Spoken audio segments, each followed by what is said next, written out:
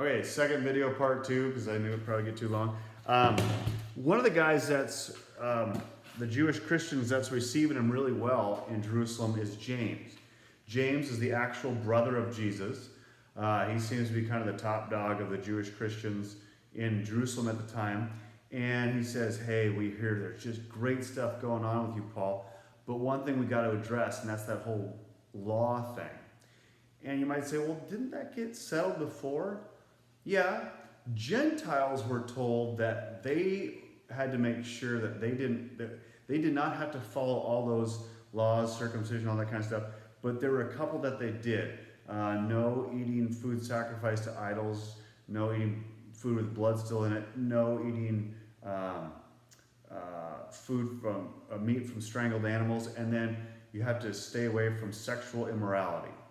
But Jews who were Christians were expected to continue with the law. And Paul's like, yeah, I'm continuing with the law. I'm not against the law. And James like, okay, well, let's kind of prove this to everybody. And let's have you go through a purification rite, R-I-T-E, where you do kind of a week-long, you go through several things. I don't need to go into it all, but you do it at the temple. You usually pay an offering to go with it. And you know what, Paul, why don't you even pay for a couple of these other guys to do it with you? That'd be a really nice gesture. So he does that, and he's there doing that for about 7 days. And then there's these Jews from Asia, which would definitely mean Ephesus, that we think. And they recognize him, like, dude, that's the guy. That's the guy that's been talking about this whole Christian movement over in Ephesus. And now he's back in the Jewish temple. Oh man, we got to get that guy. And you know what? We've seen him walking around with Trophimus or Tychicus, one of those other guys who's a Gentile. And remember, only Jews could go in a certain courtyard by the temple. And then a little bit further out is the court of the women, and then the court of the Gentiles. And we saw him walking around with a Gentile, and we're pretty certain that he probably took him into that inner court. Now, Paul would never do that. He stuck to good Jewish tradition. We've talked earlier about those signs that were etched in stone that said, you know, basically you're going to be put to death if you're a Gentile and you go past this point. We have found 2 of them. Archaeology has turned up 2 of those already, and they're really cool. You should pause and look those up. They're kind of neat. And anyway, they decided to start a riot because they're sure that he did something that he needs to be put to death for. So they drag him in and they start beating the tar out of him. And word gets to the Romans that say, hey, they're going to kill this guy. And the Romans come in, they're like, you know, you can't riot with the Romans, no disturbing the peace.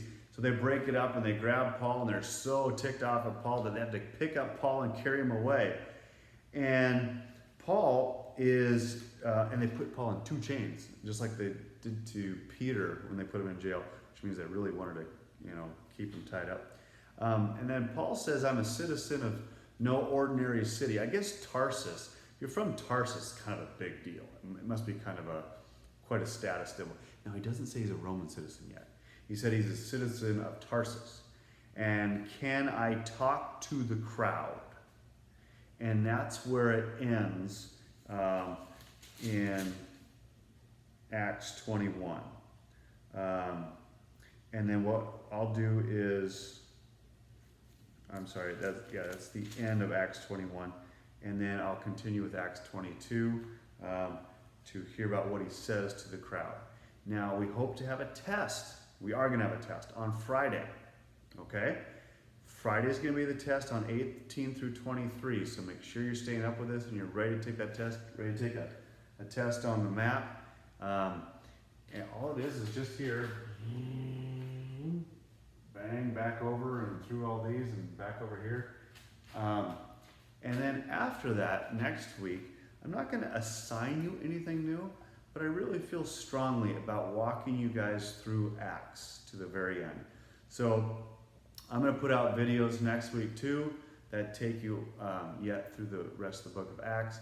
And I just want you to watch them, I want you to read, and I want you to know the book of Acts. All right?